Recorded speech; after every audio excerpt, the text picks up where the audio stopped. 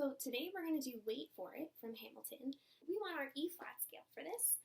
And to do that, we're going to need E flat, which is our side key, A flat over here on the side, B flat, and then our next octaves, this E flat,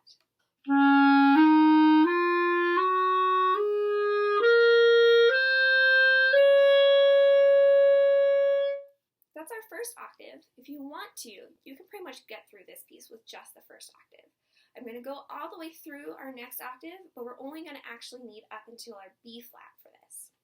This A flat up here, and this B flat.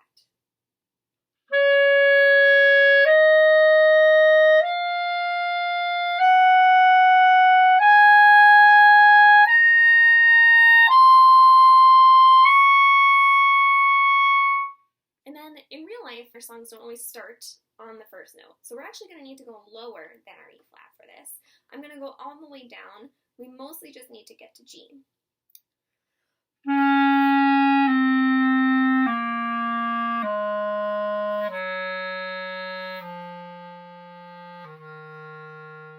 And then we don't have a low E flat. Turns off. So if you've seen some of the other videos, or if you're a more experienced student, you might know that there are resonance fingerings. We'll be seeing a little bit more of those. But when I play scales, I try to practice my resonance fingerings, even though I might have to change them in different contexts. So as I'm going through, you'll notice that B flat, the bass fingering for B flat, is just this one. That's A flat. But all these notes will sound better. We'll come back to this in the future. All of these notes sound better if you add in some of your other fingers down here. If you've never seen that before, feel free to wait and see later in the video how that goes. If you've already been working on a resonance finger, go ahead and practice that resonance finger with your scale.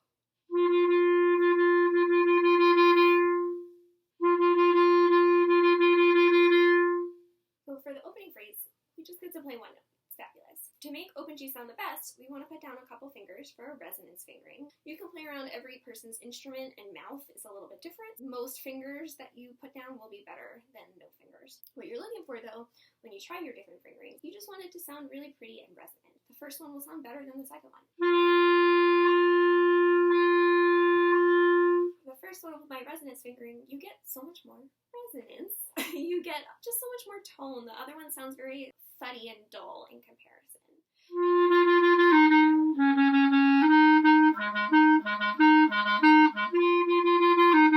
The notes we're really going to need to focus on.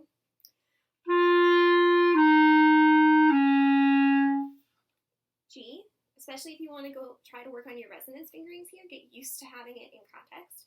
So your G, your F, E flat, which we know from our scale, B flats,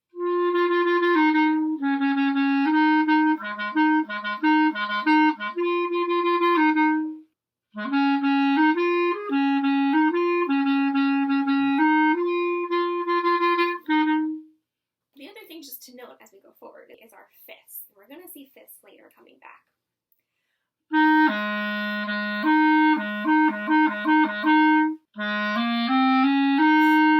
And that's a really important interval in classical Western music. And we're going to see that come back and forth a lot. And then this is also a really great time to practice subdividing. And you can think about it as 8th notes or 16th notes. But our G, when he says wait for it, is going to last twice as long as our F. If we don't subdivide it, we really lose all of the energy that he's built. The rhythm here is one of the things that makes it really fun.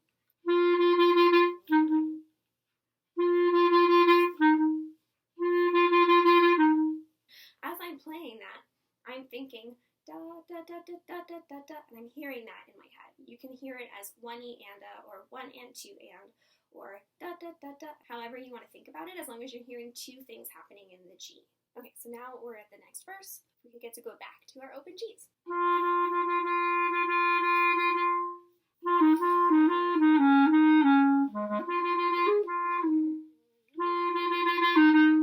And then, of course, these are notes we already know. We're so ready. This is it just a little bit slower.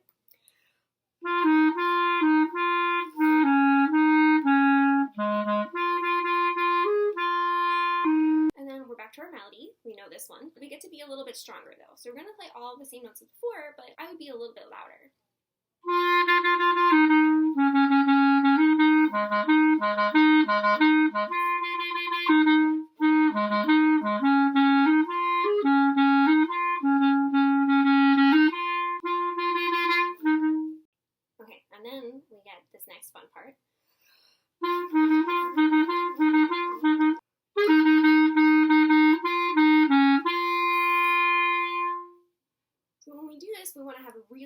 air support so we get a good tone, and make sure we're blowing all the way through all the notes with our phrasing. And I do a little subtle swell. You can overdo it. And I think that might be a little bit too much.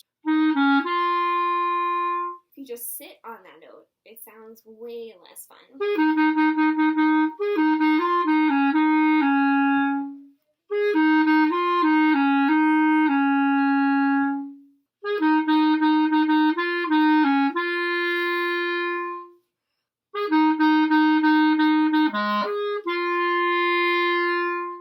And then the part that I think is really fun to play with here is, I read somewhere on the internet, is that Aaron Burr is always just a little bit behind the beat, and that Alexander Hamilton is leading forward at the front of the beat. So I don't know that that's the truth 100% of the time. This was a moment where I really thought it was fun to play with that idea.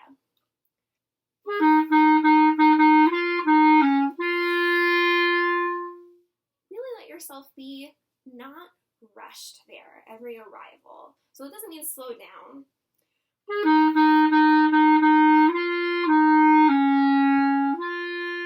That's not what we're doing. We're staying with the beat. We're just on the back side of it. So here's, if I were to lead forward, the way we do in a lot of classical music phrasing, here's what that would sound like. You can make that sound really musical, but I think that just a hair held back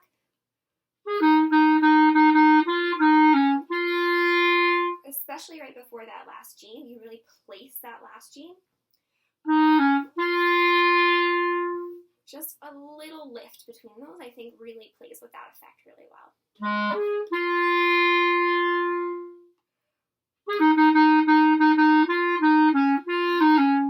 So with everything we've learned so far, we just add in that little.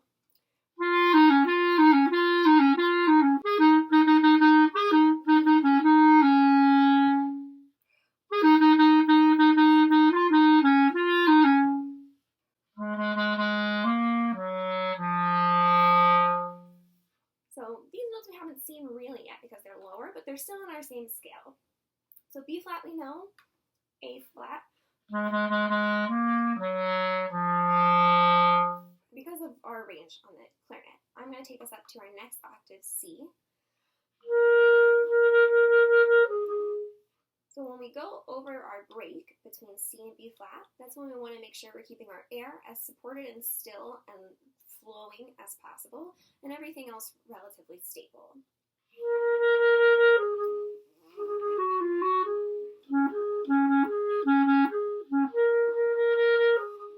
So we're going to see the fifths that we saw earlier.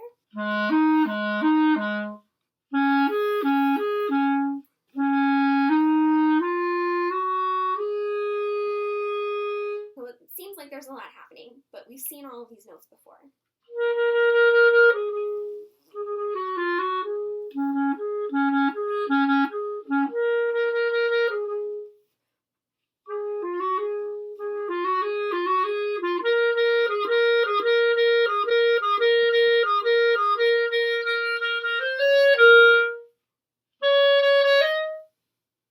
And then the tricky part here is we have to use our other fingering for C. So that's this one here, because we're going to go from E flat to this C. If you want to slide your finger this way, more power to you. But it's really good to practice getting used to this because this is something we're going to see a lot on the clarinet.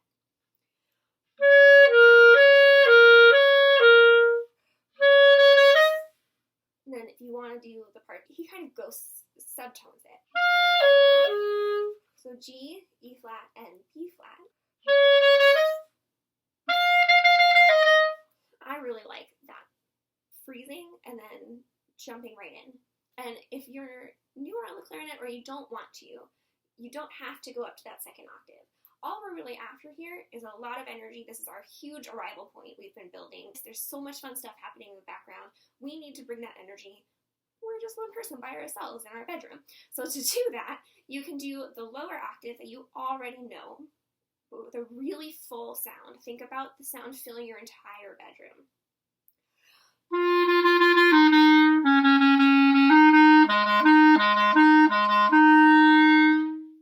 That doesn't mean spreading your sound.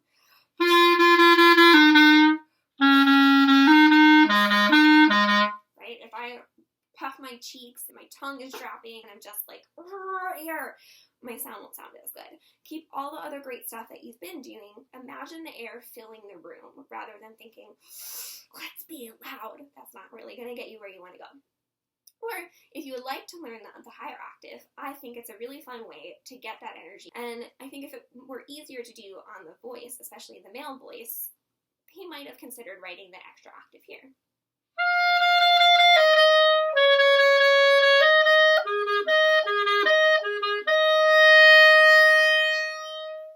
And then this is the same thing we've seen before. Going through that F with our phrasing and our slight crescendo there we've seen before.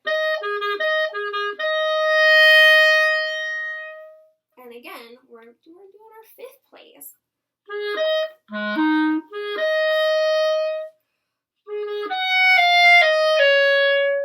And we've seen all these notes before. Here's our A flat. To get that interval, if that's a new interval for you and you're getting used to the second octave, we want to make sure your air support is going really well. And you can also practice to make sure your fingers are not getting in the way and that you're not accidentally clenching or doing something weird with your mouth or stuffing your air, and that everything is set up so that all you have to do is add the register key.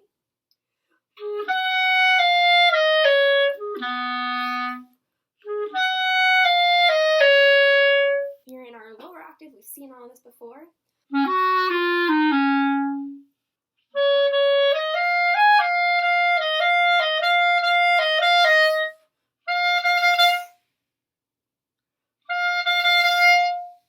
I think there's two ways to make that last release sound really cool. You could do the sudden release and freeze,